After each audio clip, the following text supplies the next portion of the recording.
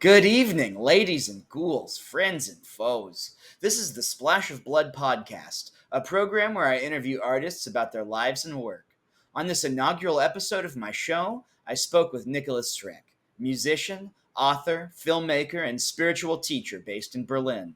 We discussed Nikolas's eventful life and career, from his youthful involvement in the LA punk scene of the late 70s and early 80s to his current musical, literary, and filmmaking endeavors. Additionally, we talk about a wider range of topics in this episode, ranging from Ezra Pound, Bertolt Brecht, Curtis Harrington's Night Tide, Carlos the Jackal, Robert Altman, the Demiurge and its relation to global politics, the Alexamenos Graffiti and its significance as a Setian depiction of Christ, and the increasingly schizophrenic turn that American politics and culture are taking. I hope that you enjoy this interview.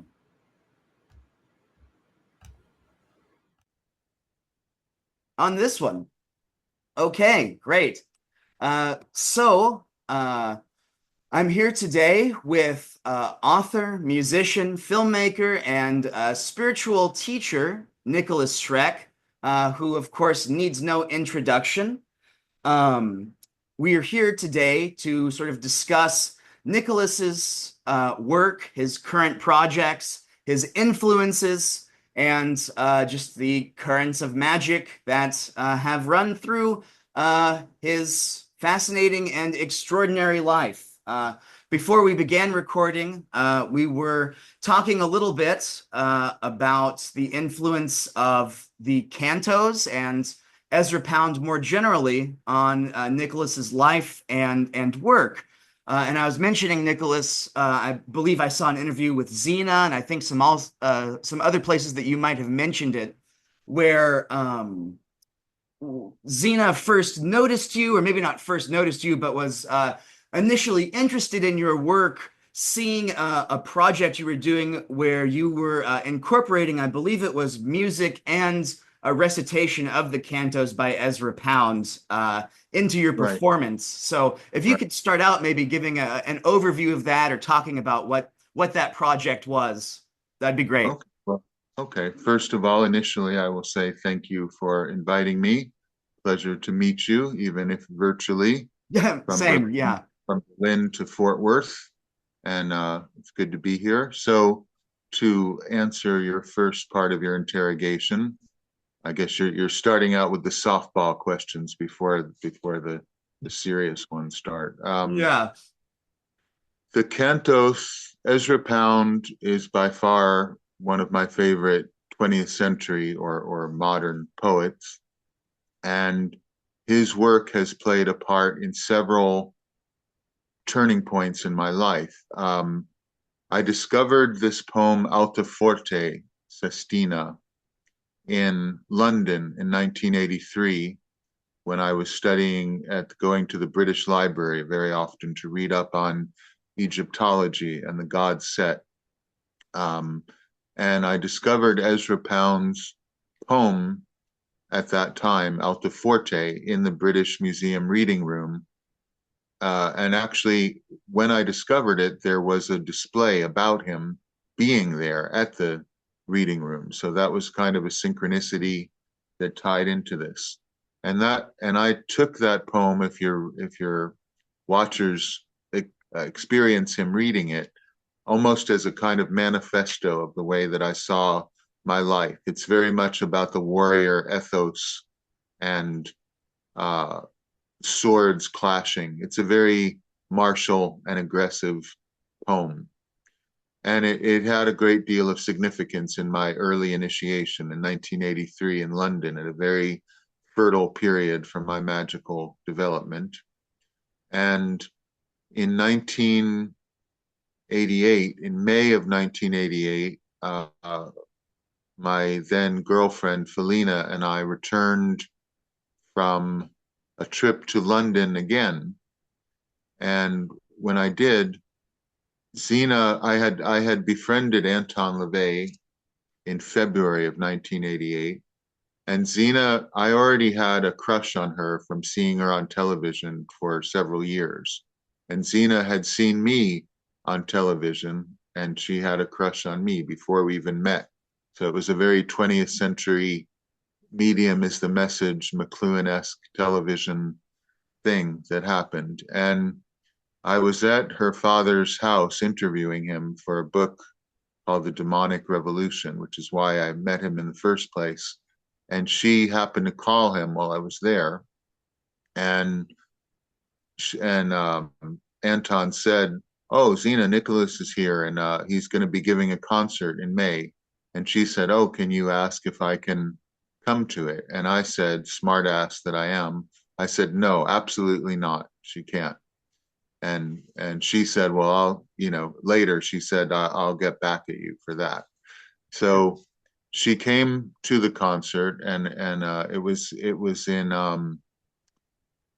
it was at this sort of legendary punk club, and not the kind of venue I would normally want to play in. And it was me and Non and a friend of ours named Gisela Getty, who was actually the woman who was married to J. Paul Getty, whose ear was also cut off. So that created a whole other level of weird symbolism, symmetry. And part of the performance I gave was I read Ezra Pound's poem, uh, Alta Forte, very in a very ferocious and martial manner, and that's what Zena was referring to. So her first exposure to my actual musical work was doing Sistina Alta, performing Ezra Pound's poem, Sistina Alta Forte, at this concert. And so sort of forgive my ignorance here, but this poem, Alta Forte, is that part of the cantos, or is this a separate work by Oh, Pound? it's much earlier. It's Much much earlier. It's earlier. one of his earlier works. But the cantos I also studied in London like a Bible, and Pound has had an incredible influence on my worldview and my understanding of. I don't consider myself a poet. I'm a lyricist, and I have been assembling a book of my collected songs, and I do think there's a huge difference between being a poet and a lyricist, because a lyricist, you're creating words that will make sense in a musical context to be sung, and they don't exist only on the page, whereas a poem exists on the page. So I see they're two different art forms. They're connected, but Pound has been a great influence on my writing and my understanding of how to use literature, for sure. Interesting. Well, I don't think I've, heard you discuss Pound in any interviews before. So it's interesting to hear that, there's a yet another synchronicity that's sort of opened in your life with the exhibit happening at, the reading room at the same time that you were there. Now, had Pound lived in London? Yes, he was an expatriate for most of his life, like me, and I could relate to that. He detested what America had become, even in his time, in the same way that I have in my time. So I certainly had that in common with him. He was very much a Europhile. Um, Obviously, he moved from England to Italy eventually and got himself into all kinds of trouble with the Allied forces. But in his early days, he lived a very bohemian life as a dandy poet in London, and I could certainly relate to that. Actually, I wrote several essays about my time in London and the initiatory misadventures I experienced there, for a magazine that's printed in England. So yeah, that was a very important turning point in my life. Um, So I think we can use that as sort of a way to dovetail to our next topic, especially because you're talking about the important distinction between writing lyrics and writing poetry, right? I mean, they're both going to have meter, but as you're saying, poetry exists, typically without musical backing, and a lot of times written on the page, right? Which, Right. I feel like is something that Pound and maybe the other imagists were trying to overcome, right? To sort of Right. bypass whatever those poetic conventions and sort of make it to where an image could or an emotion could be broadcasted into the reader's mind just by reading those words, right? Which is, of Right. course, a form of Well, magic. Pound was very aware of pre-Christian and I don't know, I hate the word pagan, but Right. very aware of the ancient European tradition of invocation and the bard and that poetry is a kind of sacred expression of inner symbolic states. So, his poems are invocatory. And if you listen to him reading his poems, similar to Burroughs, you might not get Pound if you only read it on the page. But if you hear him recite his poems, they come to life. So they're very much invocations. It's very clearly magical in intention and purpose. Great. Okay. Let's see. I suppose the next thing we were going to move on to, sort of dovetailing from that, talking about your work as a lyricist and your project that you have upcoming of a published book of your collected lyrics.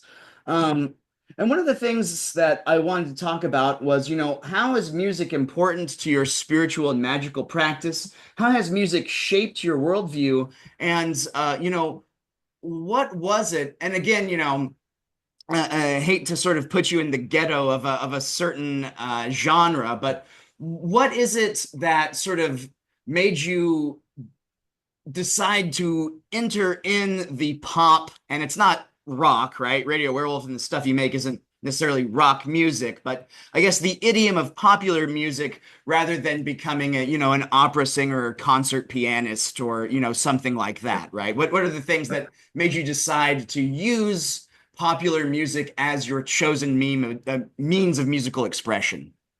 Mhm. Well, as I've said before, my main influences musically were classical soundtrack music, which in some ways I consider to be the modern, really where classical music went as its audience disappeared was into soundtrack music. So classical composers, soundtrack composers, musical theater, which I did a lot of in my youth, those were the influences of my music. Growing up in the 60s, I liked a lot of psychedelic music, but I looked down on with a very snobbish disdain on the whole rock and roll world. I hated the Beatles with a passion from the moment I heard them. Um, the whole I looked at it as a very something for peasants, like a commoner's form of escapist entertainment. So I did see the artistic value of some of the psychedelic movement when I encountered it when it was new, which is astonishing that you could hear things like Court of the Crimson King on pop radio. That's unimaginable now. So, Yeah, so yeah. that sort of thing I liked. And I did like some rock performers, but I held it at a certain aristocratic distance, and considered it for the hoi polloi or the masses or the mob. And I was if I'm a insufferable snob now, I was even worse when I was younger, if you can believe it. So, um, so then I started to discover, you know, in 1974, I remember I encountered Bowie on the Midnight Special, which was hosted by Wolfman Jack. And I told we were going to ask about Mortuary Academy, but Right. I told Wolfman Jack that episode of the Midnight Special that was called the 1980 Floor Show that was Bowie previewing Diamond Dogs. So that album, Diamond Dogs, gave me an idea that rock music could be something, have more of an edge, could have something deeper, darker, more artistic, let's say, more could get into different areas of consciousness than it seemed to. And I had already seen that in psychedelia, but That was important. And that album, is so much of a concept album. I've read a little bit about that where he wanted to do like an adaptation of 1984 and had several different projects that ended up getting merged into that concept album. But Right. it's very much in that sort of soundtrack, classical tradition you've been discussing Right. earlier. It was a soundtrack, and it also tied into this whole musical theater thing that I came out of. And I think a lot of my songs thus far, not all of them, I've sort of changed direction, are narratives. They're short stories from a character's point of view.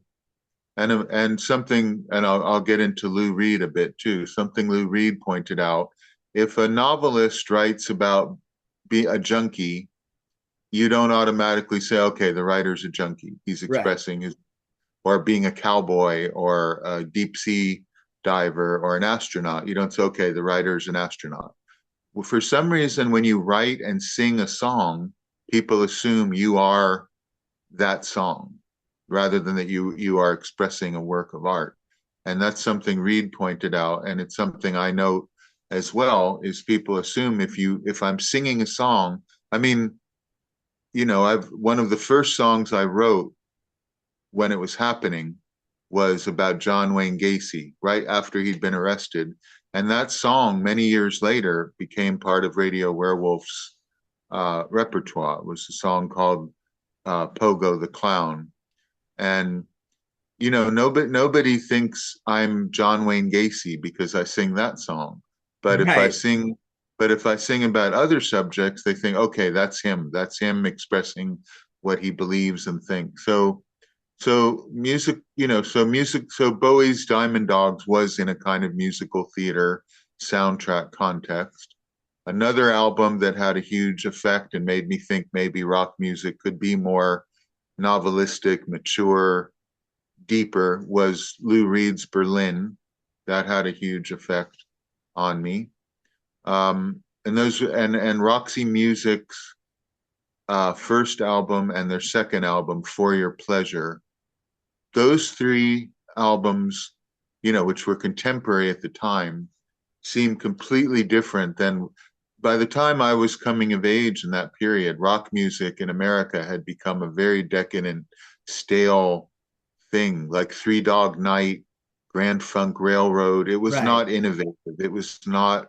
It was, it was not going anywhere interesting artistically.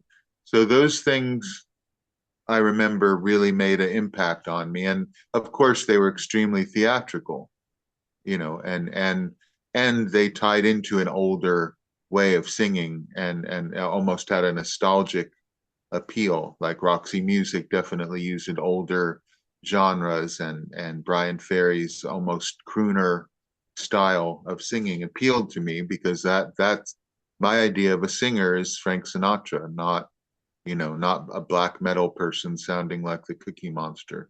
Right. So, Yeah. um, so those things, and then, but I still was mostly, I would have probably gone into theater or, as you say, opera, or the loftier levels of European high culture. And then in 1977, I've discussed this before, but I think it's what you're referring to. I Yes. went to a concert by Iggy Pop. It was his comeback concert after a period of drugged desolation where people didn't think he would even come back. It was at the Santa Monica Civic Auditorium in Los Angeles. And Iggy Pop was doing his Idiot tour, promoting his new album, The Idiot. And Bowie was playing keyboards.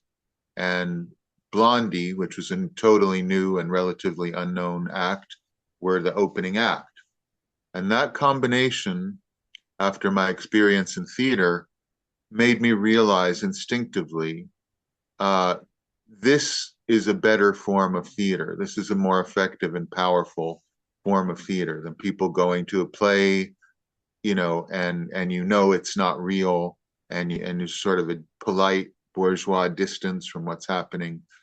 I had the impression that the way that Iggy Pop performed and Debbie Harry equally uh, connected more directly. It was still theatrical, but I think it had a more powerful effect on the audience. So but I still don't really feel connected to the rock world, to the whole rock and roll lifestyle, to all the cliches of that at all. I chose it as a kind of artistic palette, one of many which I use, um, but I don't feel connected to it. I see it as a style that can be used to communicate certain things, if that makes sense.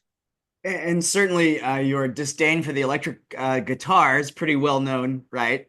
Um, Right. Well, I mean, now I have even broken my own rule, and I have used on several of my new albums, I've used electric guitar. But when it like the way that I write songs is what is needed for that particular song. I'm not married to any particular genre or style. If I was going to write a song set in Texas, then I'd make it a country song. right. Um, it's like soundtrack, like, okay, this song is about this, therefore it needs to sound like this, which is why I don't feel connected to any particular genre of music or feel like I have to keep repeating the same style, Well, you know.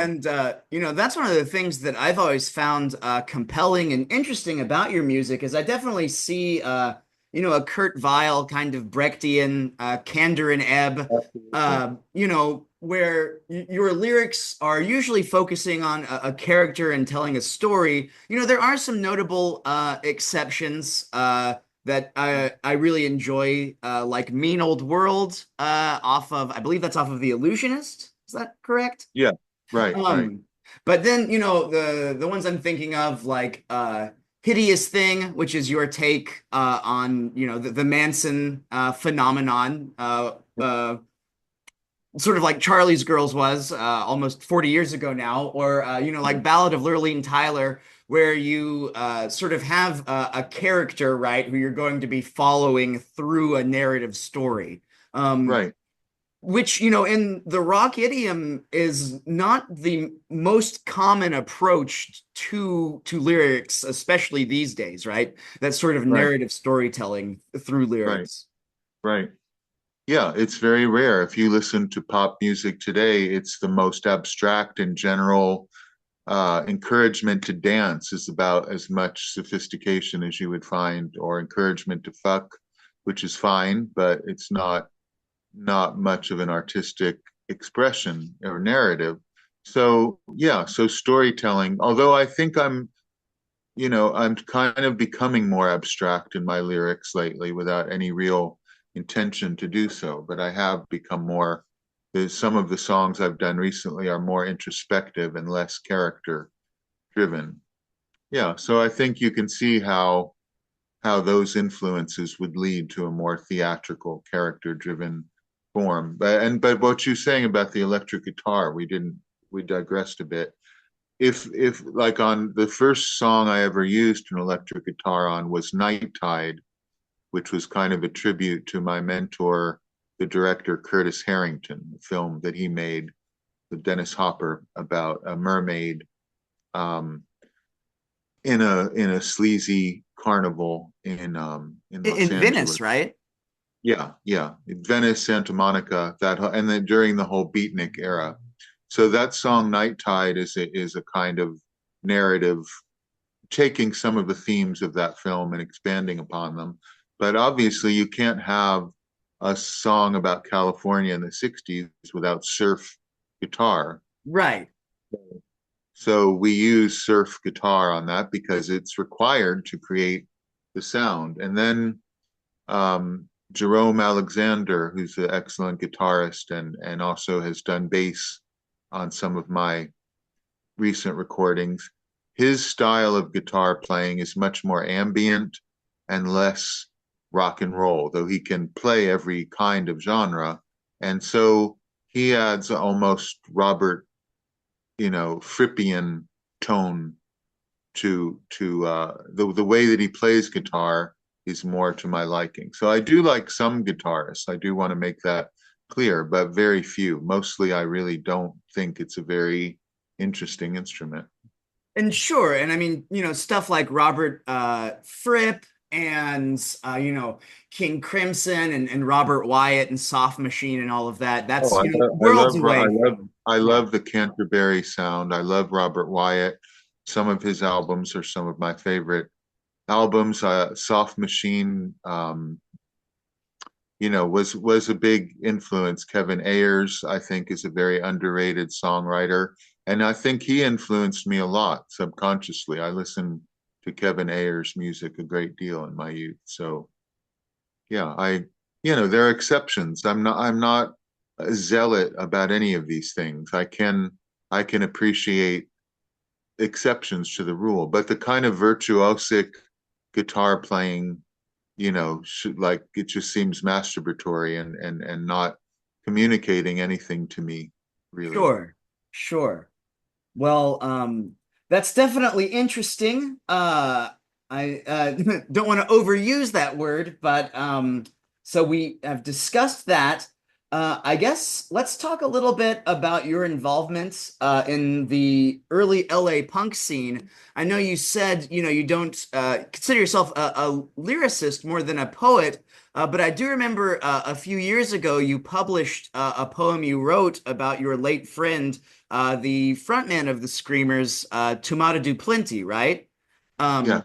and so I was going to dovetail this with the Young Republicans sort of thing we were talking about before we began recording that you mentioned in the Manson file.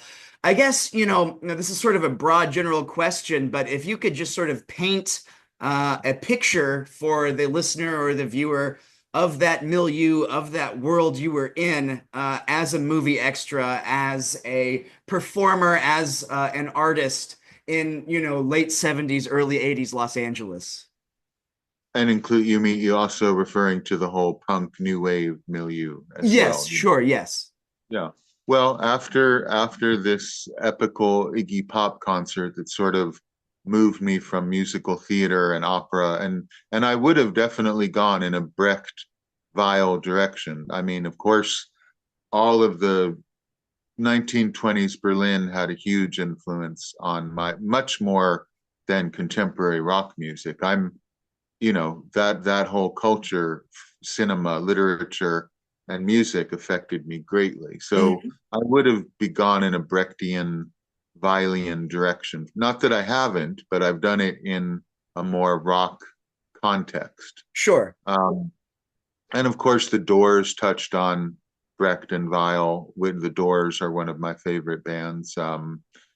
Yeah, my Uh, girlfriend told me the other day that Brecht wrote the lyrics for Alabama Song. I didn't know that right, that was a Brecht right. poem. So there are other, Bowie did Alabama Song.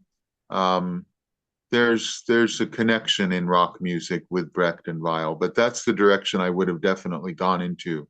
And so after the Iggy Pop concert, at that concert, which was April of 77, I saw all of these kind of misfit people that didn't really fit into the Eagles, Peter Frampton, the horrible, Fleetwood Mac Right. world of that moment, this very bland, quaaluded out, cocained up, laid back Los Angeles scene.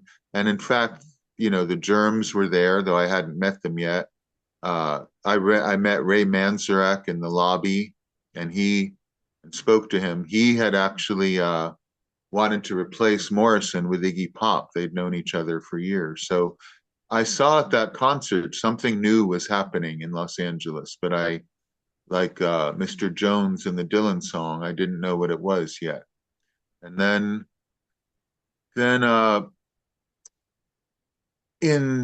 the end of this, like the summer of 77, um I then became deeply involved in the newly nascent punk rock and new wave scene when I went to this concert on the summer solstice of 77 that was run by Kim Fowley and Rodney Bingenheimer. And Kim Fowley became sort of a mentor to me in my youth.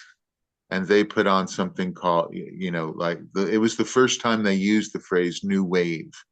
And the Germs and the Screamers were supposed to play at this series of events. And me and my girlfriend at the moment wanted to see the Screamers. And her babysitter, weirdly, was Bobby Pinn or Darby Crash.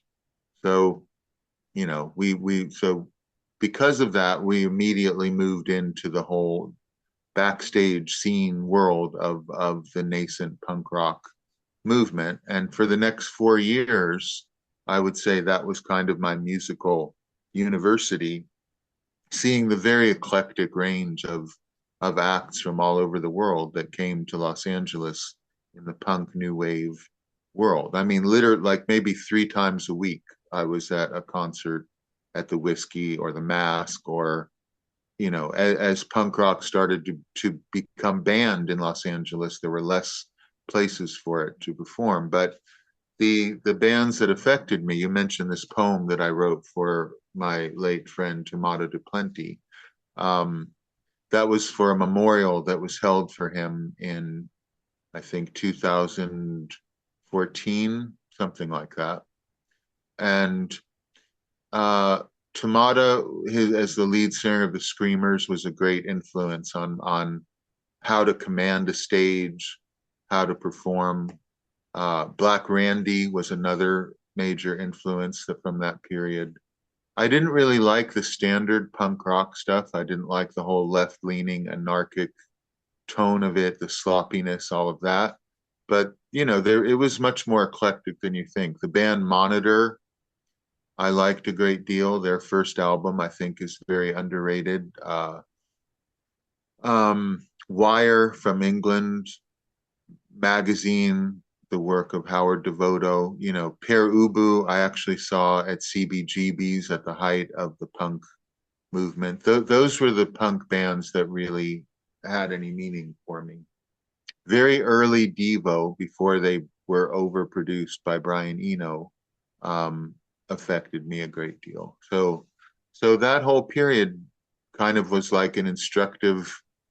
And I saw bands I hated too, and that's important too in your musical development, to see what you don't want to do. But yeah, so that was my musical university, so to speak. And then I rejected it completely.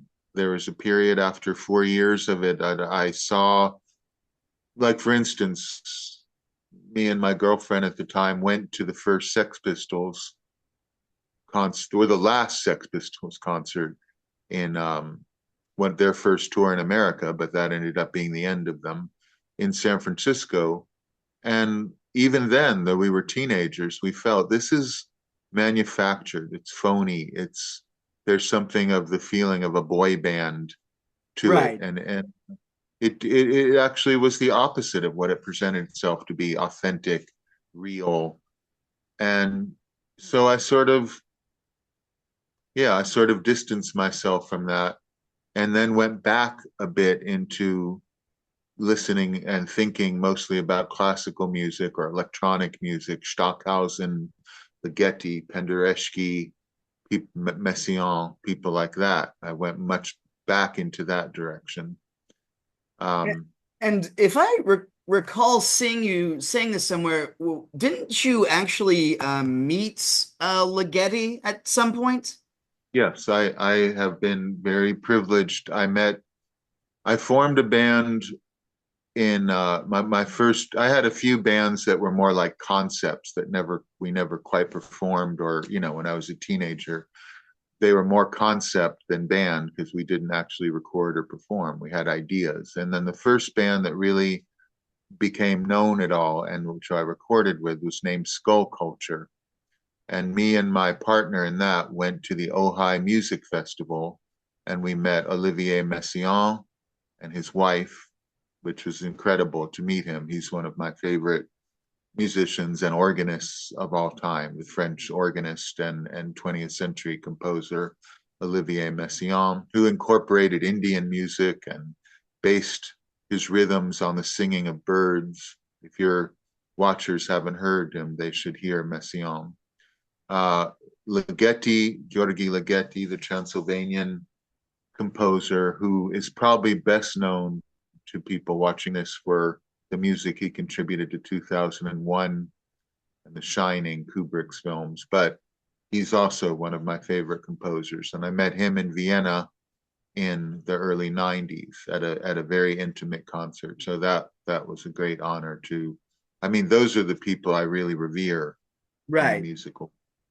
Yeah. Right. Um, so you mentioned the bit player and extra world that I got Yes. involved. Mm-hmm. So the in the punk era, if and I already really was more like a former girlfriend of mine called me the OG, the original goth, because Right.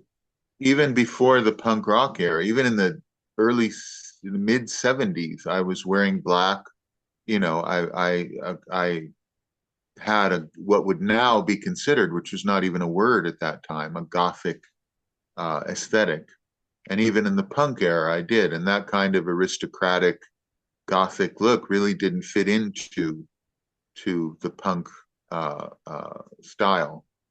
So yeah, at that period, then I would say I that became more expansive, and then people in that world couldn't get jobs. You have to understand at that time in the '70s and the early '80s, if you looked that way, you couldn't get hired. You know now you can. Now even a tattoo would be considered uh, too ultra, too outside the pale. Right. So the only kind of work that musicians and artists of that caliber that looked that way all the time could get was extra work and bit part work because the movie industry in Los Angeles that time was thriving in a way that it is no longer. So I worked constantly through several casting agents and got a lot of bit parts and you could survive quite well. It's not true now through that. So the first thing I did, I was hired to play a convict in the Blues Brothers, and I'm in that's really like the first showbiz thing that I ever did, other than youthful appearances in theater. Um, was appearing as a convict in the riot scene in the Blues Brothers, the last scene of the film, where they're playing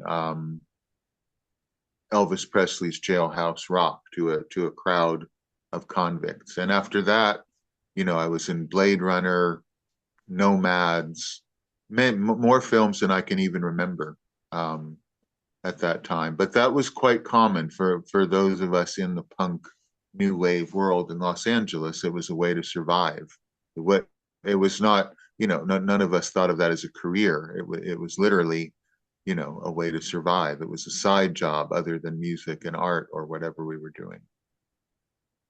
Interesting. Does that answer your question? You had about five questions clustered in there. I'm trying to be. Yeah, that was quite a bit, but yeah, that does. I guess I was going to dovetail after that and only ask one question this time, moving on to what you discuss a little bit in your new edition of the Manson File, where you discuss this as in this place and time being part of this milieu, coming into contact with a gay Republican drug dealer who mentions right these two shady attorneys who were involved with Charles Watson. And in the Manson File, you mention how you really regret not probing more into this because that could have answered a lot of these enduring mysteries way back 40 years ago before you even knew Right. all of the moving parts of this black hole of a case, right? Well, yeah, let me clarify that a bit. That's nearly correct, but there's a few little fine points. You got to put that in context. Even in I mean, people who read the book will see that watching this film, Dance of the Vampires, in 1967 in Paris, I felt like that's what threw me into the rabbit hole of this nightmare that I've been in since then. And even before I encountered really any idea what had really happened, I met Timothy Leary in 1976 at this book fair in Los Angeles, where, in the most surreal way, I also met Groucho Marx, Ray Bradbury, Jerry Rubin, Robert Bloch, at this same event, and I met Timothy Leary, and he had just gotten out of prison with Manson, and that was really all I was interested in. He signed my copy of High Priest. He was very convivial and friendly, and I asked him about Manson, and he said, you can read it in the Manson file, but he basically said, paraphrasing him, there's a lot more to that than people know. He said that guy was brilliant. He could have been a Harvard professor if he wanted to, and there's a lot more to that case than you know, and that is Timothy Leary. No pun intended. Turned me on to the whole thing, or revived my interest in it. Um, though I'd already followed the trial as a child and everything. And then, so now, had I asked him a little bit further, but I was a kid, I was a teenager, I didn't Right. say, well, what do you mean exactly, and start taking notes. But if I had, I later learned that Leary was married to an actress who's often been misidentified, who was at this luncheon that Sharon Tate held, a casual luncheon at Cielo Drive, the day she was killed, with her actress friend Joanna Pettit. So Leary was married to that woman. So he certainly would have heard what was going on in the drug dealing world of Wojtek Frykowski and Jay Sebring and all of that. So already I was encountering that. Then tying back to the punk new wave thing, that first night that I went to the whiskey on June 21st on the summer solstice, I met Elmer Valentine, uh, and me and Darby Crash and Pat Smear were talking to him. Those were the only other people I knew who were as fascinated with the whole Manson phenomenon as I was. They were the first people I met who were as caught up in the whole thing. And Elmer Valentine, as the owner of the whiskey, told us that he had been going to Cielo Drive that night with Steve McQueen, the night of the murders, to score acid, and that they got distracted by what he said some chicks distracted them. But he was not bragging. This was not like one of these other celebrities, like, oh, we were almost there. They Right. really were going there. And McQueen was deeply connected to the drug dealing scene at Cielo Drive. And so that was the first inkling I ever had. Well, okay, you were going there to buy drugs that night. What must that have been about? That was another step. And then maybe the third one, I believe it was 1984 when I returned to Los Angeles from Egypt. And again, this ties in sort of all these different levels of my life. When I was going to all these film studio sets and doing these bit actor parts, um, people on the sets would be totally bored out of their mind. So there was a thriving interest in drugs. And and on a very minor level, I would sell acid and speed to people on these film sets to make extra money. And through that, I met this gay, very flamboyantly gay, but extremely conservative politically drug dealer who lived up in the Hollywood Hills. And I got to know him and became friendly to him, as friendly as you can in that context. Sure. And at one point, he told me that he had met Tex Watson in 1968. He had been in the drug dealing world even back then. This wasn't that much longer after all that. So, when he was a young man, he knew Tex, and he was shocked that this polite Texas yokel was the instigator of the murders when he found that out. Uh, Now, the interesting Oh,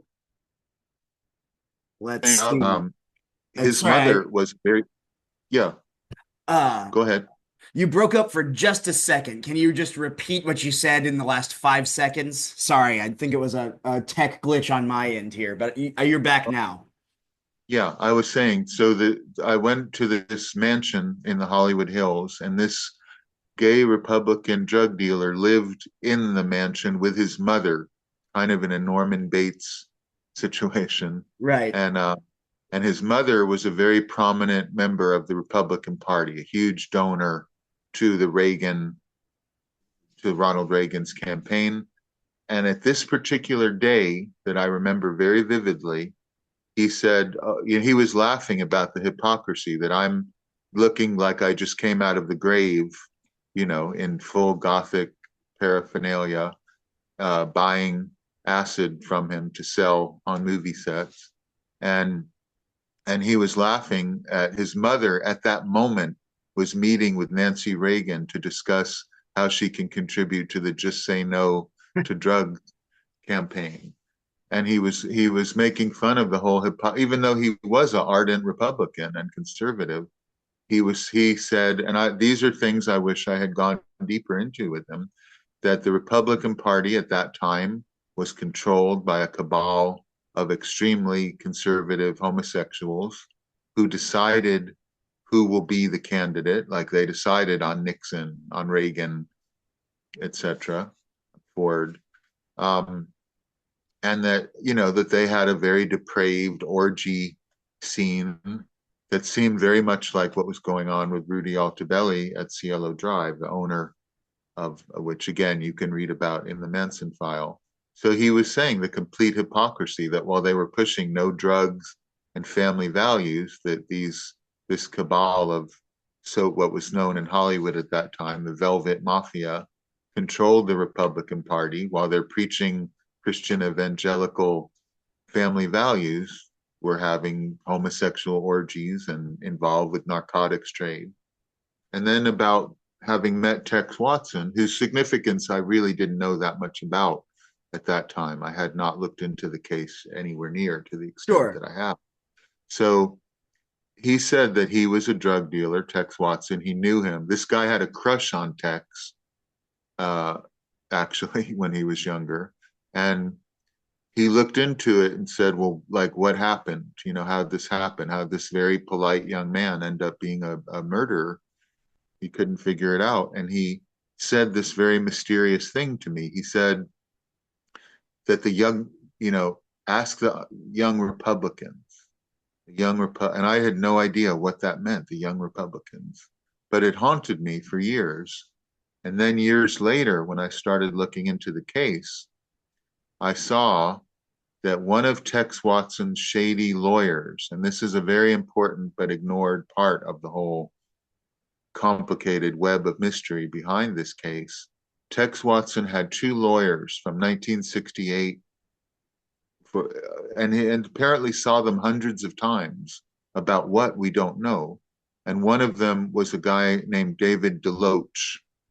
And I found in a microfilm in the Los Angeles library where you used to have to look to research these things. There was no internet. You had to look at microfilm, find old newspaper articles and make a crude picture of it.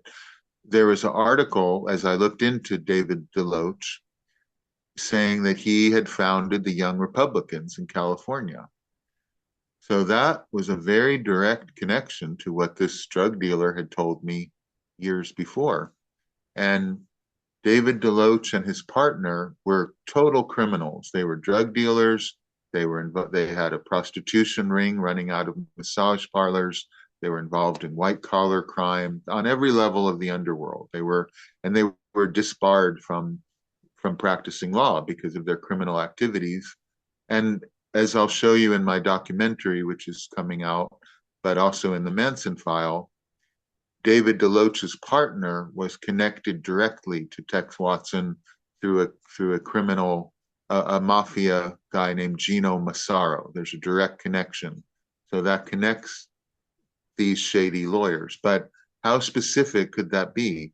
The young Republicans is where you should look to understand the Cielo Drive murders. And then years later, I find out that Tex Watson's lawyer was the founder of the California Young Republicans. So yes, I wish to hell I had known more and could have asked him more. And he would have told me, he wasn't hiding it or concealing it.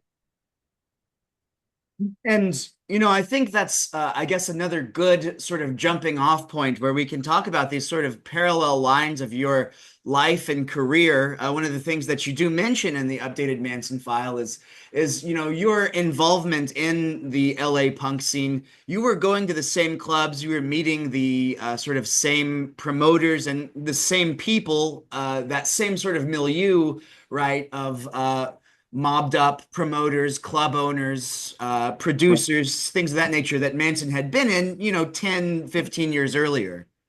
Right, right. Yes. Ivo Wilhelm, the drummer for Radio Werewolf, he would jokingly say that Charlie was our PR man in San Quentin.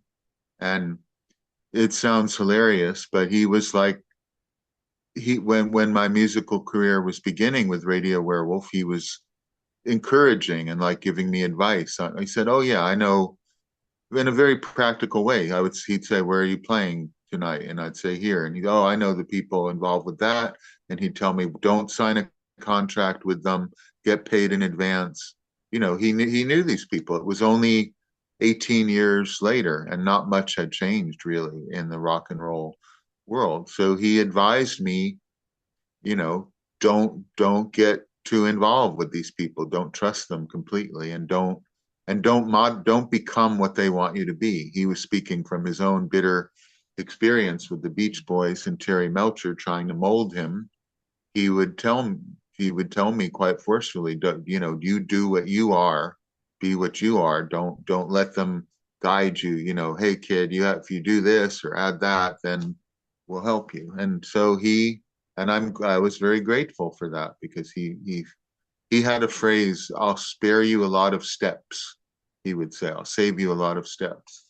And he did. I avoided a lot of pitfalls of the Hollywood LA world because of his advice to keep a distance. But yeah, the LA rock and roll world at that time was completely controlled by mob run clubs, and they paid you very well because the music was just an excuse for money laundering. So they were happy to throw money at you to keep the pretense of not being an organized crime front. And so it was very easy to see Charlie as just another character in the musical world that I was in. Very, very easy to see that. And you mentioned Rodney Bingenheimer earlier, right? And of course, there's a connection there. He's on or mentioned in pederastic terms on the Pamela DeBar GTOs, their first album. There's all of the stuff there with that. And Right. if I'm not mistaken, didn't he know, at least in passing, some of the people involved with that? Of course, Pamela Yeah. DeBar, but didn't he also Yeah. know Manson and Beausoleil? Yes. Actually, I just spoke to Rodney on the telephone when I was in Los Angeles. Um, and I'll be meeting him again. I've known him since 1977 too. Rodney knew Bobby Beausoleil. He met Charlie. He knew all those people. In Now, according to Charlie, he knew them through Sonny and Cher because Charlie had known Sonny Bono, who was involved in the mob in a very minor degree.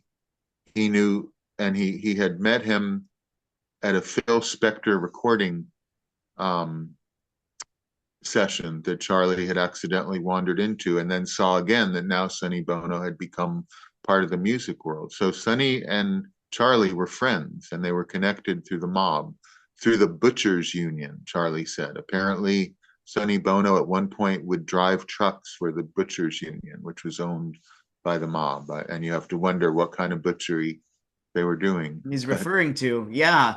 Um, um, so so Rodney knew Charlie, according to Charlie, through Sonny Bono. They had met somehow in the Sunset Strip, but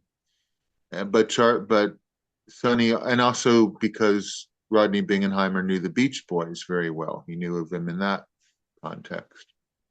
And then Kim Fowley famously, after Charlie was arrested and in jail, he went to Spahn Ranch with Rodney and came out of a car and announced to the girls remaining at the ranch, "I am your new leader." So that didn't go over too well. But yeah, I mean, everyone in the rock and roll world of the 60s had run into Charlie and Tex and the girls. It was everywhere. Everyone knew them. It's interesting. Actually, I have a song on my upcoming album that mentions Rodney's English discotheque. It's a song recorded in the this album goes through different musical genres of the 20th century, and one of them is a glam song that sounds totally unlike anything I've ever done, but it has all the cliches of glam music. Um, and it mentions Rodney's English discotheque in it. Well, that's really cool. I look forward to hearing that. I know you have a couple of music projects that are in development. So is this going to Right. be Well, the these documentaries that I have been making since February have taken up 100% of my time. So now that I'm back in Berlin for a little while, I've been reconnecting to getting these musical projects finished and out. Most of them are fully recorded. Another one is a more classical piano piece that I'm recording, an album of classical music, and even the last real recording that I did was the this EP Destroy, she says, and The Observer. I think you can hear in those a much more classical direction is resurfacing in my music. um very cool. And I guess that can dovetail nicely to our next topic of discussion, which I was going to ask. I know you've said in previous interviews that you look at yourself, your life's work, chiefly as a lyricist and musician, singer-songwriter. I was going to ask, in which medium do you feel the most comfortable working? And I suppose, it's like maybe picking your favorite child, but filmmaking, writing and performing music. Which of those do you find comes the easiest to you, and which one brings you the most joy, is the most rewarding as an artist to create? I would absolutely, without, I don't even have to think twice, music, without any doubt. Um, Filmmaking, I would say secondly. And writing, I can't say that I actually even enjoy the process of writing nonfiction books. It's an incredible amount of research that I do. I am very much of a perfectionist about getting everything right. So I do enjoy it, but it's an ordeal. To write one of my books is not a casual affair, because if I say I'm going to write the definitive, and I don't write in a trivial way. If I whatever subject I'm,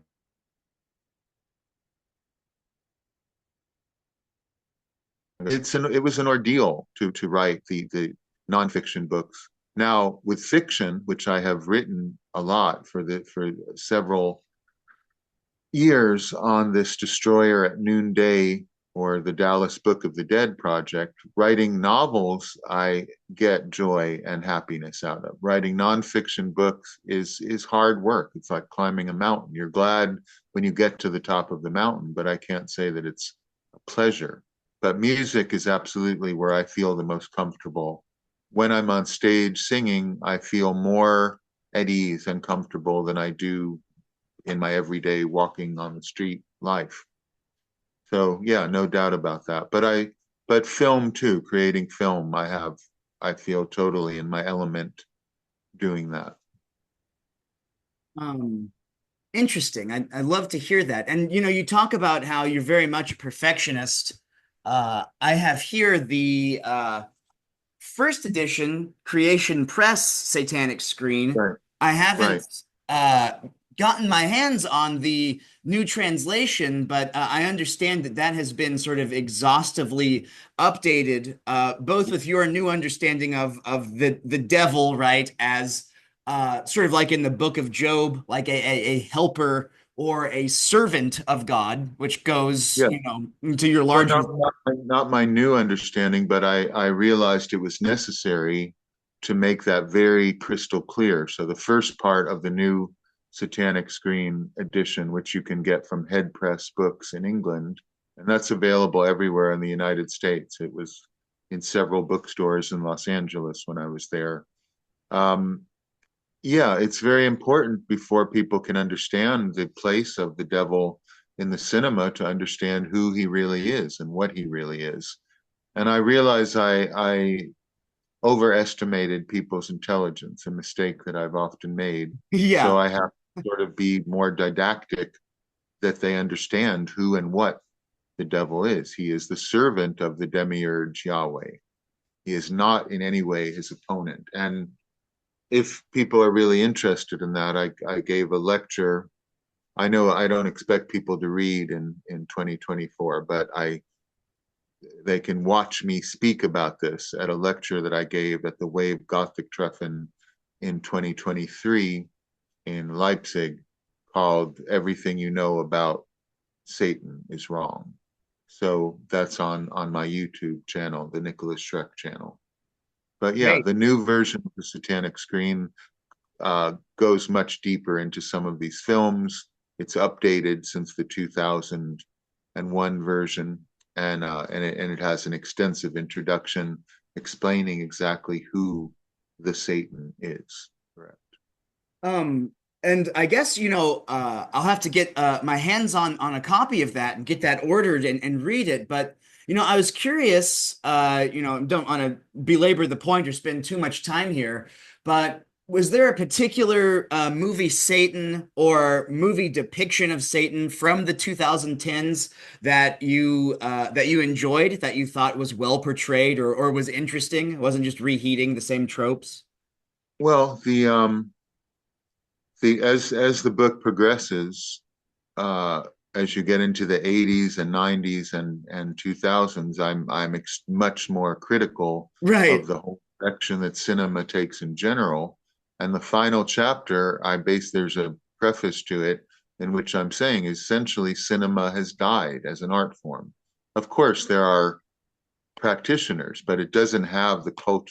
The cinema as an art form does not have a cultural voice in our current culture. It's become, just these idiotic, brainless blockbusters of rehashing the same Marvel superheroes and the same sequels or prequels to franchises. It has very little to do with the cinema. So I don't have a very high opinion of most of the films. I would say off the top of my head, the only really interesting or evocative depiction was in The Witch by Eggers of the devil. It was very traditional. It actually goes back to ancient folklore, but it was well done, and at least it was accurate to the ancient European folklore of what the devil is. So I thought that was one of the few well done or interesting depictions of the devil in modern films. Yeah, I'm certainly no expert on cinema, but I tend to like Robert Eggers' movies quite a lot. I enjoyed The Lighthouse. I enjoyed The Witch. Not so big on The Northman, but yeah, I thought The Witch was really good too. Um, Right. I mean, within the context of our falling apart culture, it's much better than the average. It actually is an artistic vision. It's not just a rehash of the same old trope. So I thought, yeah, but I have a very dim view of modern cinema, as you'll see if you read this. I mean, I consider the films of the 20s and 30s and 60s maybe to be and a few in the early 70s. And other than that, there's a lot of dross, a lot of, the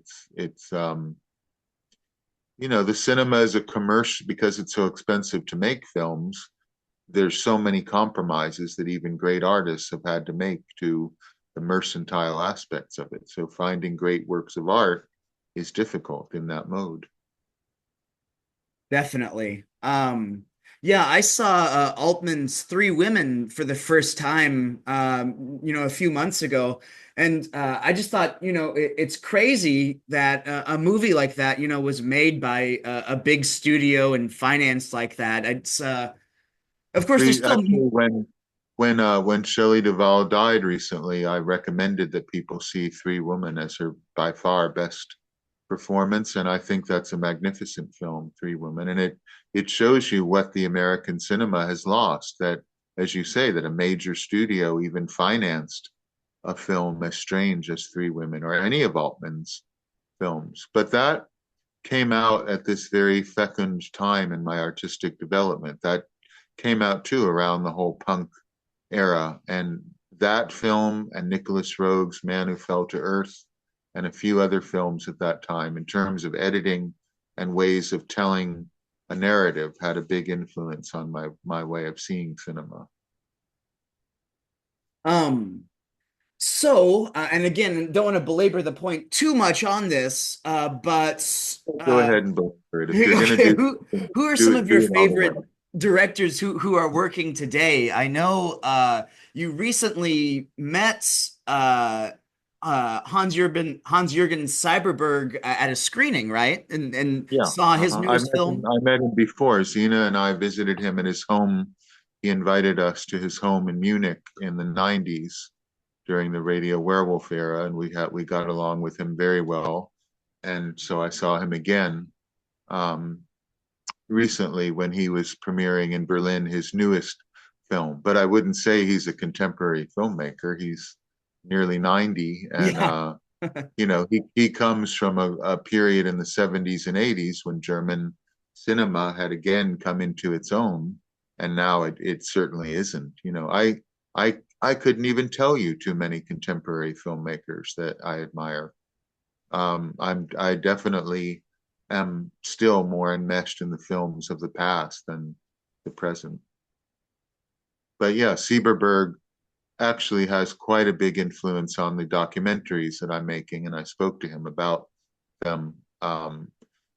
So I met him again right before I started this huge amount of documentary filmmaking that I'm doing at the moment, and his way of describing reality, is very much an influence on even Charles Manson Superstar is Cyberbergian in the way that it's constructed. So I definitely acknowledge his influence on my work.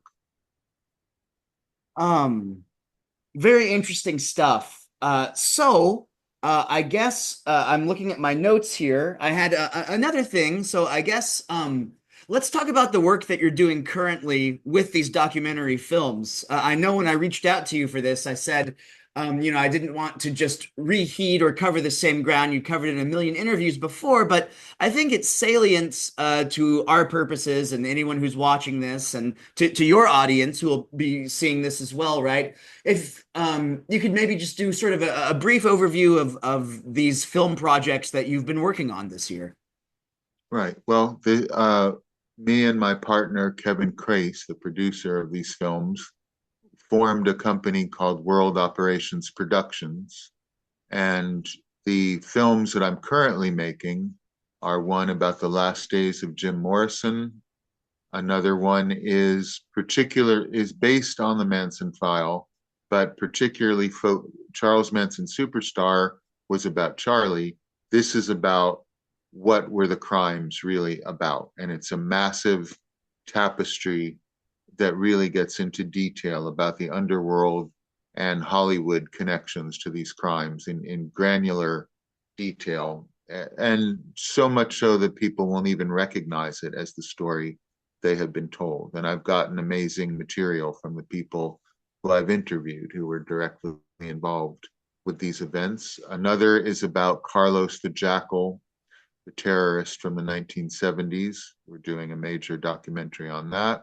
I'm And then not there's familiar with that at all. Could you maybe expand on that Yeah, some more? Carlos the Jackal was one of the most prominent terrorists of the 1970s. He orchestrated, he was involved even with the Black September attack at the Olympics in Munich.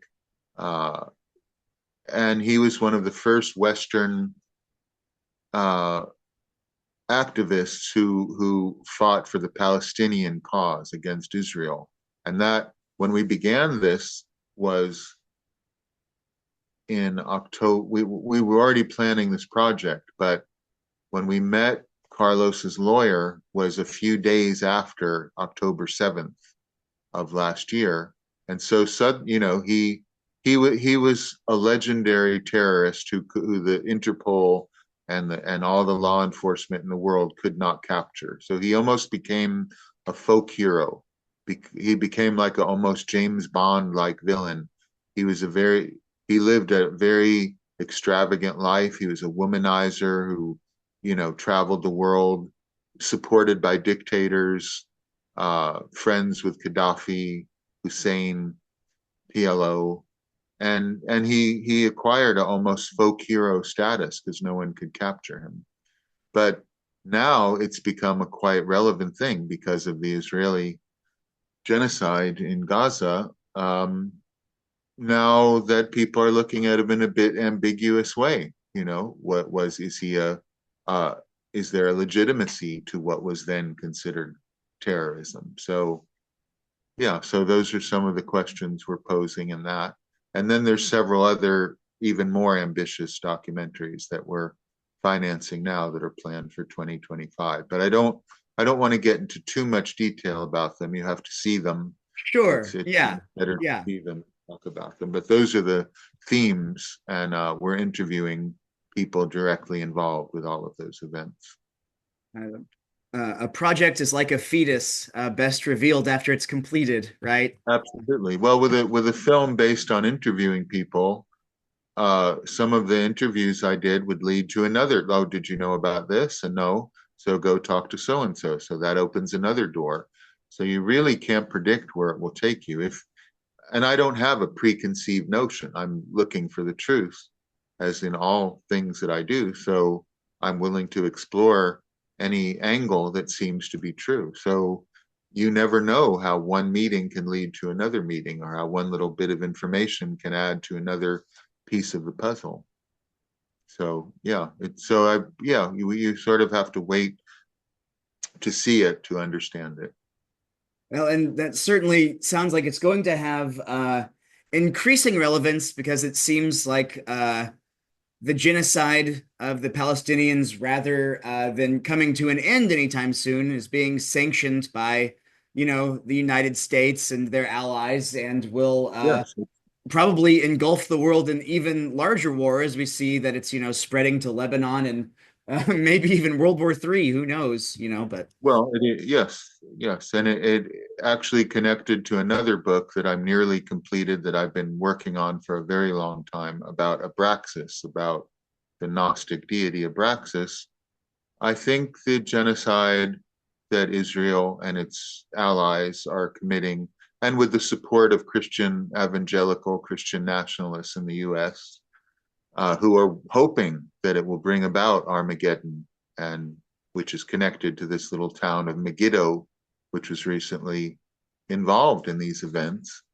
It has a religious and spiritual dimension in that I think people are even ordinary people who may not have considered this before, who are not initiates, are wondering, well, how good is this God, this Demiurge, this Yahweh that is behind all of this conflict? Which, let's face it, that what Israel is doing is sort of revealing the Demiurge, the demiurgic power, the malevolence and the bloodshed and the bloodthirsty nature of the Aldebaoth, which if people who are listening to this know about Gnostic theology, is the imposter god, the false god, and Abraxas being the true fountainhead, the true Godhead that is hidden from mankind except to initiates.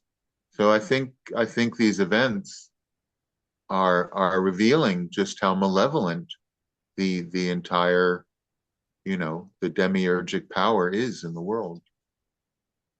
Um, and it's interesting. That's been Abraxas, of course, has been such an important current in all of your work.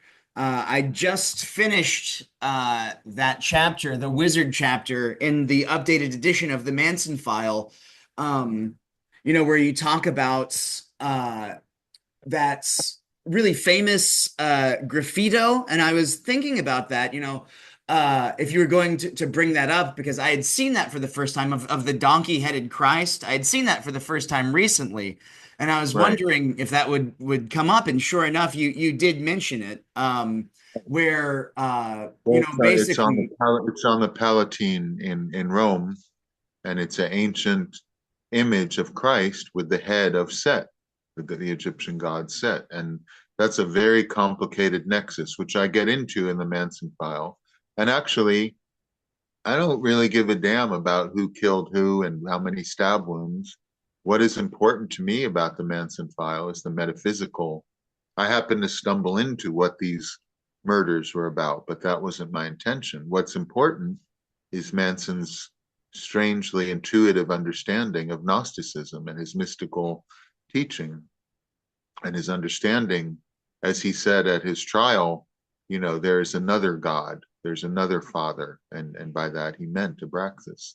So yeah, there is this connection, which is hard to unpeel exactly, but it's clear that Set Set may well have been the golden calf, for instance, that the Israelites worshipped while Moses was supposedly away getting the Ten Commandments. That could be yet another weird mistranslation in the Bible. So if you read that chapter in the Manson file, you'll see that Set and the donkey-headed god is very much connected to this whole cluster of metaphysics. And Set is far more important in the hierarchy of the spiritual world that we live in than people could even imagine, unless you work with him, as I have for decades. I remember reading an older interview with you where you said one of the key sort of initiatory experiences in your life was in the tomb of Seti the First, Seti and Pharaoh. Um, Right. so I guess now's as good a time as any if you feel like it.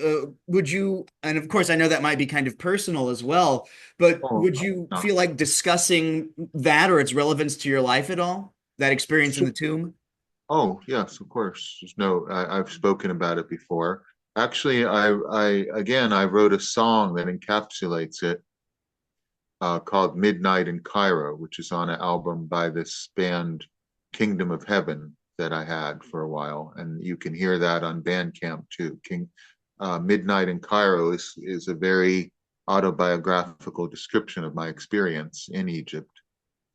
Um, that was in 1983, and I had become involved with the Typhonian OTO in London and found myself very dissatisfied with the teachings of Kenneth Grant about Set in particular, which is what I was interested in. I had noticed a mention of Set in Cities of the Red Night by William Burroughs at the time while I was there. And um, so I start, and actually that ties into Ezra Pound. Why I was going to the British Museum Library was to study Egyptological texts on Set. And ultimately, I decided I had to go to Egypt to see what this was really all about, to feel it, to know it in the Gnostic sense, to really know, not to have an interface. And in the tomb of Seti the First, who was a Setian pharaoh, there was a military family that had a coup, and that is the whole Ramesside dynasty. They were a Setian dynasty where they made Set the chief god of the Egyptian pantheon. Seti the First, his tomb is, I've described this before, you go down deep into the earth, but the decoration is all of outer space. So as you're going down, you actually feel like you're going up into the heavens. And it has, and unlike most Egyptian tombs, it's black largely, and it's like looks like a planetarium, like an ancient And it has the planetarium. astrological animals of the different constellations mapped out. I've Yeah, seen pictures of it. It's very beautiful. yeah, it's incredibly beautiful and very unique. It is unlike any other tomb that's been discovered. And when I went down to the bottom of it, I won't go into great detail, it's a long story, but I had an encounter with the voice of Set.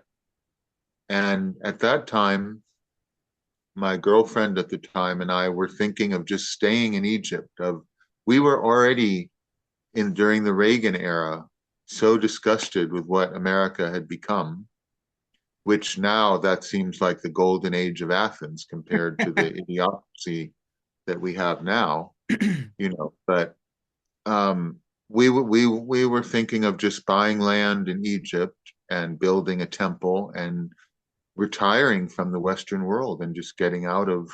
I mean, now that was very youthful stupidity, going from Reagan's regime to Mubarak's dictatorship, as if Right. that would have been any better. It didn't make any sense. And however, you could, as a foreigner, you could kind of navigate around that. So that was our plan. And basically, the message which Set gave me was that it is cowardly to retreat and that I have to go back to America and fight this malevolent force head on. And out of the and another part of this experience was a sound which I heard, which I cannot describe, and I will someday try to record it or duplicate it in music. It was the sound of Set, kind of like the heavenly spheres. And it told me that the way to fight the malevolence of whatever you want to define it, whatever it was in America at that time and in the world, was to go back and directly take it on with music. And out of that came Radio Werewolf. When I returned in 1984 to Los Angeles, some of the musicians that were going to become Radio Werewolf, we'd already been working together, but it didn't really hang together. It didn't have a focus. And when I returned, I knew what it should be, how it should be. And I truly believe it was divine inspiration that guided me in that, for better or for worse. So that's the gist of it. Yeah, I would have, had I not, I would have stayed in Egypt and probably would have still been there. I would have just retired to meditate, to do magic, and uh, instead I took on a mission, returning to the West, and I'm still fighting that fight. Fascinating, right? That's all of those years against lies, cowardice, and stupidity, right? Yeah, exactly. Um, As somebody said, yes, yeah. another Uh, artist.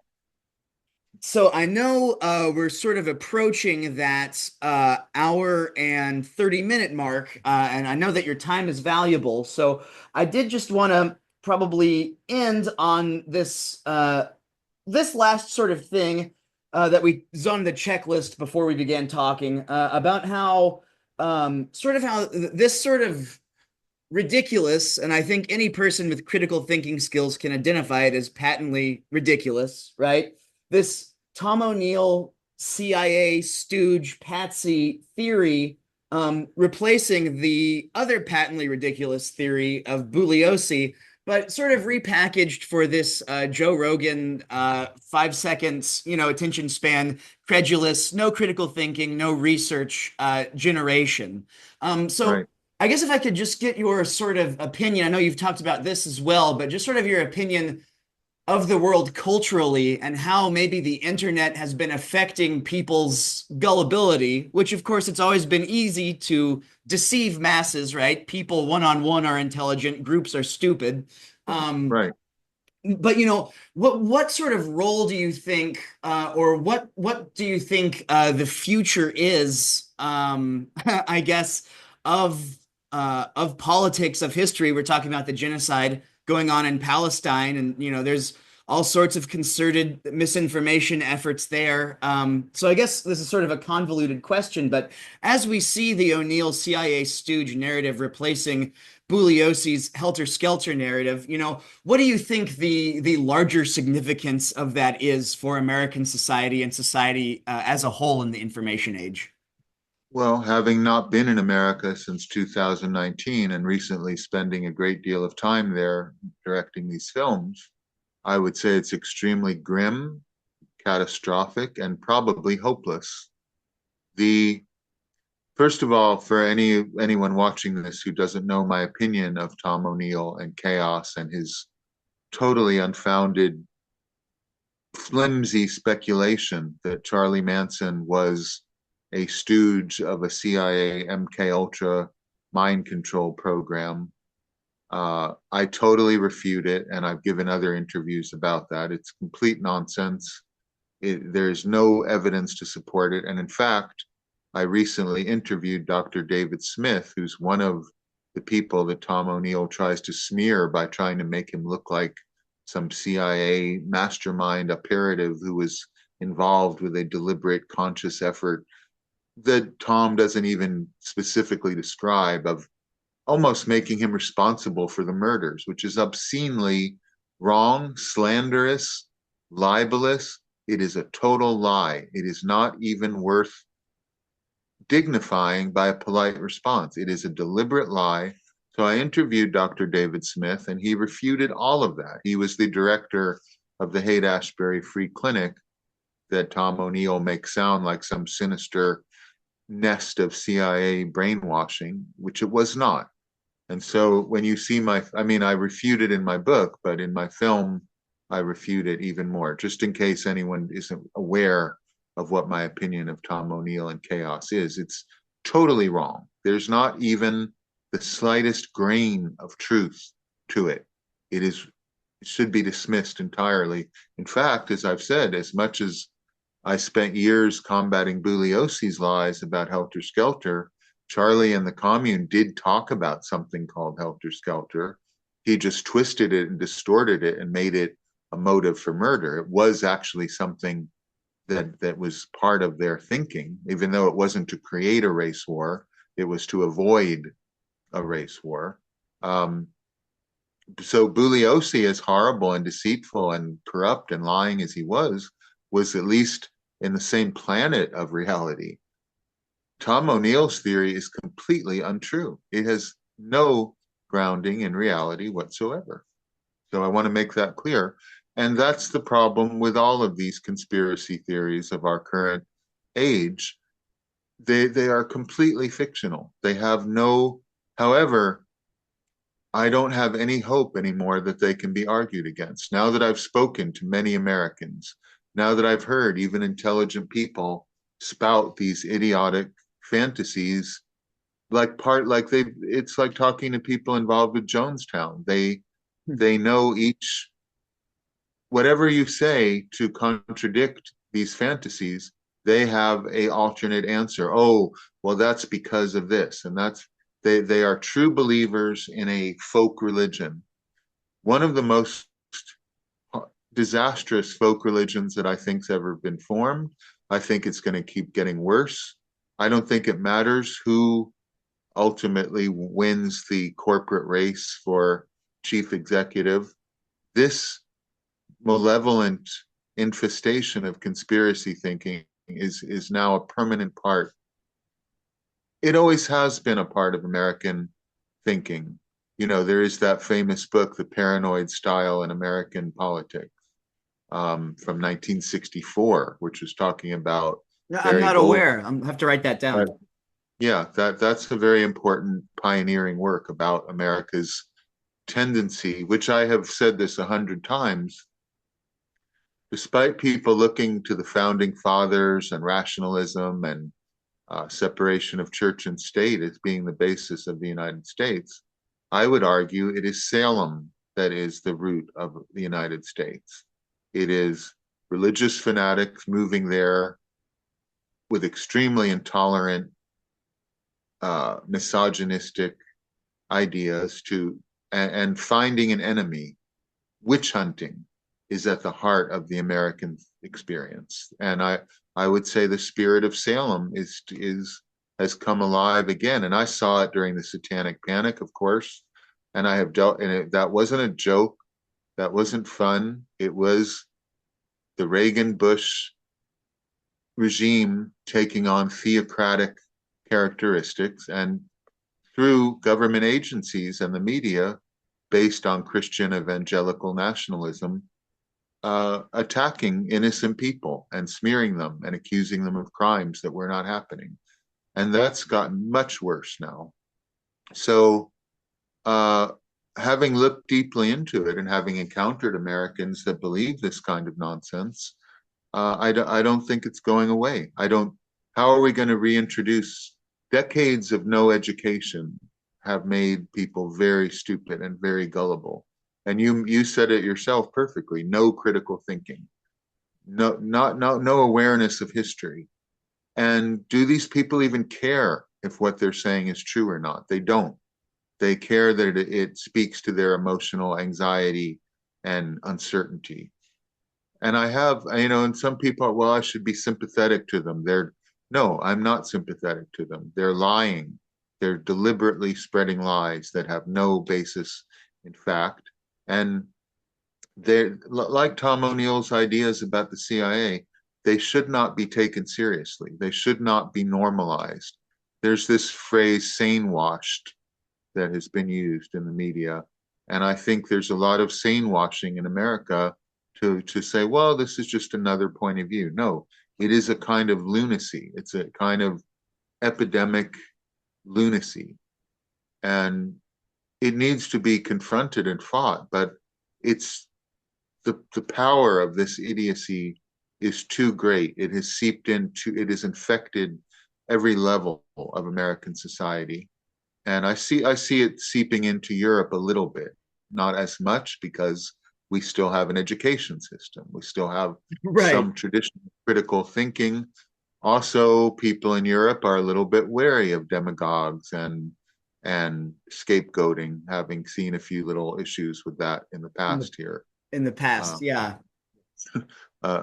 Americans seem to be on the verge of some kind of messy, disorganized civil war based on fantasies, not even based on real issues, but on, and I think there's going to be more violence, more bloodshed, more divisive hatred between people based on these idiotic fantasies that, you know, um, are not worth even analyzing or giving any credence to. So I'm extremely pessimistic about the future based on that. And I know there's plenty of people who think finally people the sheeple are waking up and they're seeing the truth. And on the contrary, they're not. They're headed over a cliff into an abyss of lies. Well, I think this sort of tinfoil hats, May Brussel, William Cooper kind of kook thing that maybe in the 70s, 80s, and 90s was sort of niche and maybe even charming and sort of oh, look at the freaks kind of way. That thinking has bled into the mainstream, to the point where it's disconcerting because of course I think a critical thinker can also tell you Fox, MSNBC, CNN, these legacy media outlets, well of course they're lying to us, right? Of course they're Yeah, not reporting the truth, but that doesn't right. mean these wackadoo alternatives are anywhere closer to reporting the truth either. Well, this is something I argue a great deal. Look, I deal with journalists all the time, and I have. Some of them are honest and sincere and make an effort to accurately report what they are commissioned to report on. Others are not. Do vested interests in corporate power hold, a great deal of influence on what is reported to the public? Yes, but not always. So I refuse to condemn all journalism. Not many journalists are decent, ethical people who are trying to report the truth in an objective manner as much as they can. Now, are those people less trustworthy than some idiot in a basement who happens to have a YouTube channel? Like, you Right. shouldn't believe someone who's actually out in the field interviewing the real people who are making these things happen. You, I'll give you a perfect example. When the Ukraine war started, a friend of mine was in Kiev when it happened, and she was describing that morning. I could hear the bombs hitting. She was crying and screaming as the war began. That very day, I mentioned something about it, and some fan of mine wrote to me in Instagram arguing that I should watch a YouTube channel that explains that there is no war. It's CGI uh, imagery created by Hollywood to make it look like the Russians are violently attacking Ukraine. In fact, the Ukrainians are greeting them with flowers and welcoming them as their liberators. And I said, really? My friend in Kyiv is lying to me? Mm-hmm. She's telling me a mistruth, but I should watch a YouTube channel that will correct me. And he said, yeah, that so I mean that's just anecdotal evidence, but this is the way these people think. Actual experience with reality does not convince them of something. They would rather believe something that appeals to their emotional needs, whatever they are, that is told through a fictional narrative.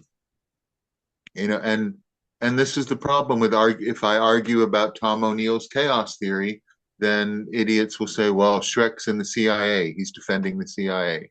If I say the process church had nothing to do with the Manson crimes, well, he's a plant of the process church. You can't win with these people. Then, can you actually imagine? This is their criteria for truth. Someone in Kyiv who experienced it is lying or is deluded. I should watch a YouTube video that shows that there is no war. Hollywood's evil adrenochrome drinking, Right. cabal has created CGI imagery. And this whole idea of everything's a false flag, nothing really happened. No, it's all created by Hollywood. This is what most, 50% of that country think that way. You're not, I cannot, and there's no effective way to argue against it because they are not interested in reason, logic, history. Like many ideologues, they want to avoid history. They want to, it's like the Jehovah's Witnesses say that end of the world's going to happen every couple of years, and they always have to revise it. In 2012, I remember very clearly in rural California, people saying, totally ordinary, intelligent, decent people, Obama's going to declare martial law. He's going to institute mandatory homosexuality and Sharia law at the same time. Right. Right. He's going to take all of our guns away tomorrow. There are FEMA camps being set up. There are coffins for Republicans who will be killed. And, none of that happened. But did they say, well, I guess we were wrong about that? They move on to the next one. And this is the real problem. They never even learn from their mistakes. They never, it just, they always find an excuse. Well, that didn't happen because the deep state, this or that. And it's all, it's all a huge plan. And as I pointed out, obviously these people, and this is another disturbing thing I saw in the United States, this kind of thinking has infected the personal lives of people where they feel assailed by these malevolent forces, these huge, specter-like plots by the powerful, whoever they are, these shadowy cabals and secret societies and Illuminati. But now I see that a lot of Americans see conspiracies in their personal life. They think that the people in their life are conspiring against them. So there's almost a kind of schizoaffective, paranoid thought seeping into all of American life. Because if you're constantly thinking in this context of shadowy forces are controlling everything, and the reason my life isn't the way I want it to be, which is what it really comes down to. A lot of lonely young men, many of them incels, they can't get laid. And they can't get laid, so then there must be a reason for that. Not that they are totally without charm or personality or attractiveness. It can't be that. It is that evil forces are conspiring to make their life miserable. Right. This cultural programming is keeping them from getting laid. Right. Yeah. Right, Yeah. right, right. And feminism is stopping them from being laid. And, women are not high quality women. They need to be trad wives to, this whole constant, a lot of it has to do with a lot of problems between the genders, of which there are two, by the way, in case Yeah. anyone didn't. Um, I A think it's lot of a oh, lot of it sorry. is sexual frustration. A lot of it is Americans' weird prudishness in general, which is a whole other psychological factor. I mean, it haunts me what I have seen in America, the immense gullibility, even from intelligent people, about these things. I think it's a catastrophe, and it's going to get worse, and it's going to lead to bloodshed and violence for sure. And I know these people think that's a good thing. They want to fight, fight, fight, Right. and Right. what they don't know what they're fighting exactly. They don't know who, but that doesn't matter. They want to kill.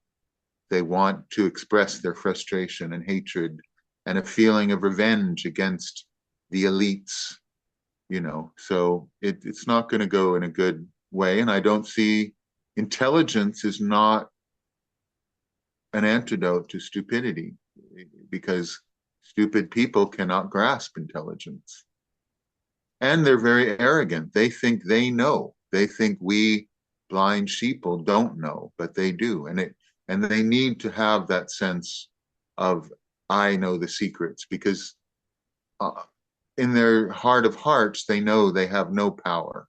And so the only, like a gossiping housewife, they need to think, well, I know what's really happening. And so they have a vested interest to believe these things, because if the world isn't this way that they present it, that means they are responsible for the failures of their life. The reason they can't get a job or a girlfriend is because of them, not because of some deep state conspiracy. And this is something I've seen you talk about. I think you and Xena discussed this in Demons of the Flesh, where oftentimes people are hoping for some sort of magical antidote or magical out, but an important part of magical practice, or an important part of affecting any change in your life, is beginning with self-discipline, right? Beginning with self-discipline and self-improvement, and those are steps, like you're talking about with this persecution complex that people have. People are so hesitant to examine their own inner lives, their own inner thoughts, their own flaws, to make the necessary changes to have some sort of semblance of a productive life, or spiritual fulfillment, or sexual fulfillment, or financial fulfillment. Right. No, that's a very important point and very astute. That's at the heart of it, is people are looking for simple, easy, black and white, dualistic answers. That's not the way this realm of illusion that we are in functions.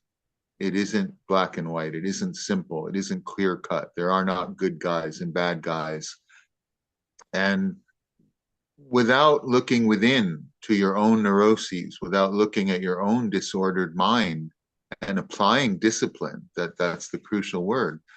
So many people interested in spiritual matters or metaphysical or esoteric study, it's merely an armchair activity. They read books about it. They would be a genius if they read books about it. They watch memes about it. They watch YouTube videos about it while they're doing the dishes.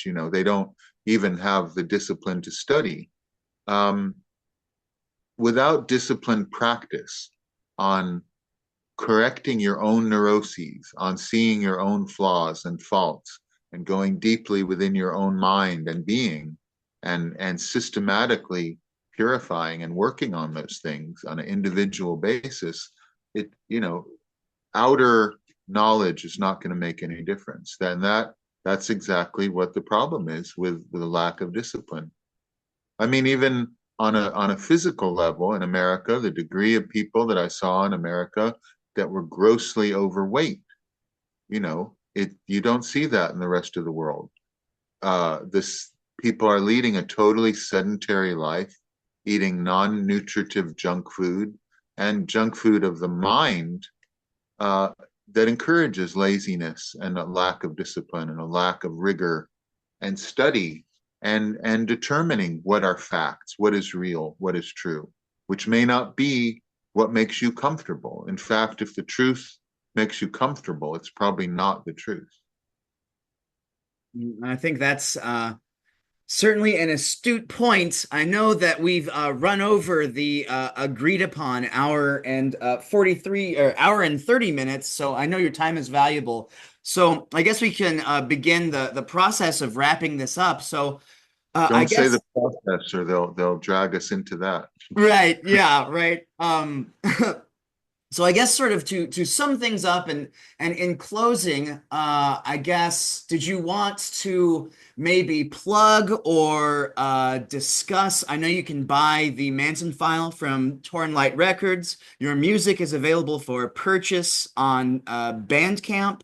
Yeah, And then if you know you had something you wanted to say about any upcoming projects. I know you mentioned you right. were working on a book about persecution of Buddhism, Buddhist practitioners Yeah, in Tibet. yeah. So Correct. Not only in Tibet, but around the world, from the Soviet Union and in most communist regimes.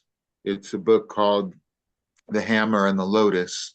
I'm just beginning to work on that. That won't come out for a while. I've been researching it, but I'm beginning only to compose it now. It's a study of how I see these two extremes: Buddhism, which I consider to be the highest level of metaphysical reality, is always opposed by Marxism and communism wherever it goes. And I consider Marxism and communism to be the lowest low frequency of materialism at its most blind and arrogantly atheist and almost a demonic force, really, which some people who fought it in the early days of the Bolshevik Revolution believed it to be a demonic force. And like the so, Bloody White Baron, right? yes, exactly, exactly. And there will be a whole chapter devoted to him. Not that he didn't have his flaws as well, but it is an objective study. It is a spiritual battle between Marxism and Buddhism that's been going on for a very long time now. So that's one book. As you said, the Manson file is available in Europe and the UK through Cargo Records, and in America through Torn Light. Um, and the Satanic Screen, the new version of that, is available through Head Press, but that's available at bookstores all over. And the next books will be this Abraxas book. Um, I'm writing a memoir about my dealings with the whole satanic milieu, which is a friend of mine, Thomas Warming, a great artist, Danish artist, recommended when I was beginning to do my autobiography that there's so many different levels to my life that I should split it into sections and eventually put it all in one, like a box set. So this will be about my whole dealings with the satanic realm, and other aspects of my memoirs will deal with other parts of my life. So that's another one I'm working on. And another book, which actually Thomas is illustrating part of, is a sociocultural history of the archetype of the femme fatale vampire woman, uh, eidolon. Where did that come from in history, from ancient times to religion, to pre-Raphaelite and symbolist art portrayals of this stereotype? Where did it come from? And then how it turned into pop culture, Morticia, Vampira. And I knew Vampira, so I interviewed her. That will be included. And then in the horror film and the whole Gothic revival, so looking at that in a serious way. Where did that archetype come from? That's another book. And that's like going to be huge for all of the Hammer movies, which I know you're a huge fan of. So Right, exactly. And then as I said, I'm after many months spent totally enmeshed in filmmaking. I'm returning to getting some of these recordings that I've recorded, just getting them polished, mixed, and mastered. So they will be coming out shortly too. So I'm keeping myself busy while I'm in this realm of illusion. well, that's good to hear. Well, I definitely appreciate your time today. You've been very gracious.